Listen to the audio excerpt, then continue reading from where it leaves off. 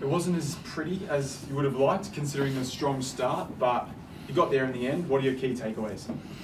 Yeah, I really liked the first quarter. I thought we were disciplined at both ends of the floor on the things that we wanted to do tonight. Made shots, which is important. Then we saw a little bit of CG just kind of getting back into form in that second quarter as well. And it was just the first 5 minutes of the third, we just couldn't score for whatever reason, and we'll look back at it. And I thought they turned up their defense, their pressure. They made just catching the ball a lot tougher with their physicality. And obviously the fourth quarter, we see the old Jalen Adams, the guy that is such a dangerous weapon. Making middies, making triples, getting fouled. It's just an absolute problem. So him, Diva's obviously playing a lot right now for a kid, 32 minutes playing his ass off defensively. I thought he was good, and Casey just keeps finding a way to get mid-20s. He's been amazing. You've got a bit of praise for Dev. He's a young kid going really well. He's pretty. His defense is probably the most notable aspect of his game tonight. Do you think that'll hold him in good stead just moving forward with Brisbane? Obviously, your team got the win tonight, but I just want to get your thoughts on the praise that you can give Tristan. Yeah, he worked out in our program for a while, so we have great respect for him. There's not an abundance of point guards, Aussies in this league right now, and so if you can be a lockdown defender, and obviously missing Nordo at the moment, and Dukas goes down as well, and so they're kind of playing those 2 point guards by need tonight, and that's what teams are looking for. Teams are looking for either backup or starting point guards that can really lock down an import guard. Coach, there was a moment during that game in the third quarter or second, you guys were up by 20 points. A timeout was called, and everyone on the bench was still upset at something that had happened. I think it was a turnover. Can you just talk about just the standard of excellence your team has and how great it is to have a group of guys that want to live up to that?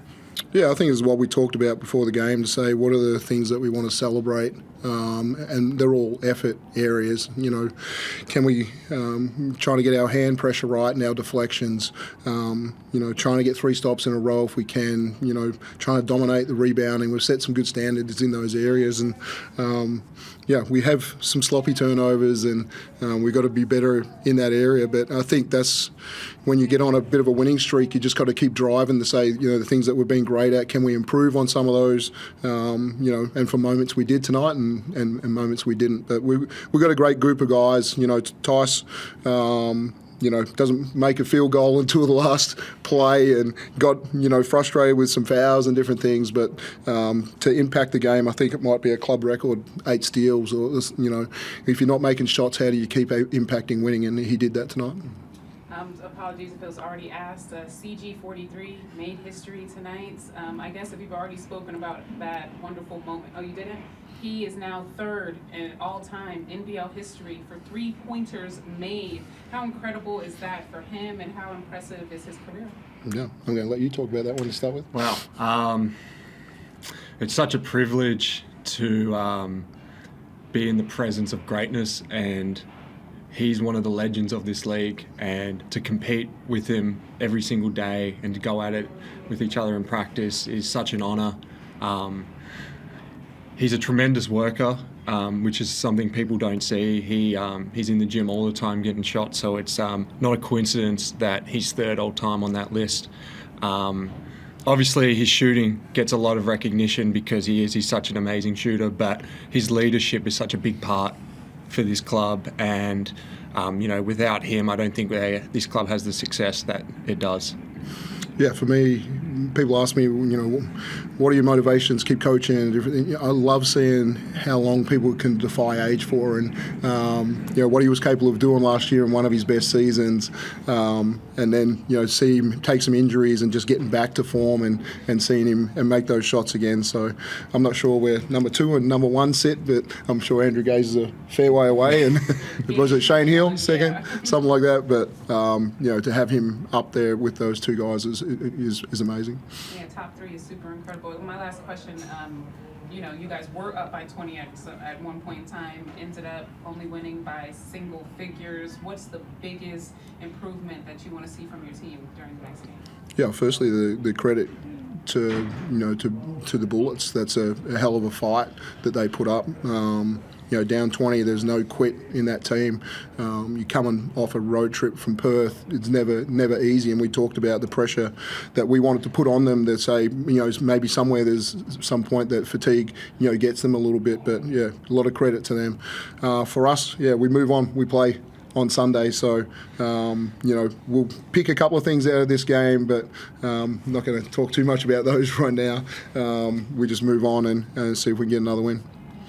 What can you tell us about Goulding behind the scenes? Like, obviously, we do see he's very just unreal at shooting, basically. But what can you tell us about maybe some sort of anecdote that you remember from training or anything like that you think would, paint his picture perfectly? Well, I feel like what you see on the court kind of represents what he's like off the court. He's a pretty fiery competitor. He's pretty funny. Loves a joke. Loud. But definitely brings the team together. Like I said before, just his leadership is such a big part of who he is, and it's so important for us. It was also important tonight that Milton Doyle, scored 3 threes. I think it was in the last 2 minutes. Also, must be a bit of a confidence booster knowing that in a tight game like that, when it ended up being extremely tight, that you can turn to a play like that to be as clutch as he was. Yeah, it's nice to be on the other end of it for sure.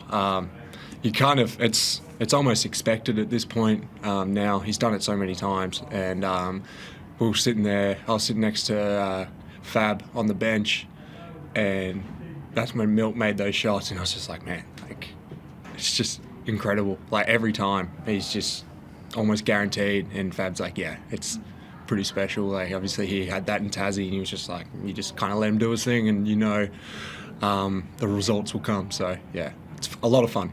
Tanner, sorry, I lied. One more question. You have 16 points tonight, 70% field goal percentage. You seem like you've been playing with a lot of confidence lately. Is that credit to anything particular?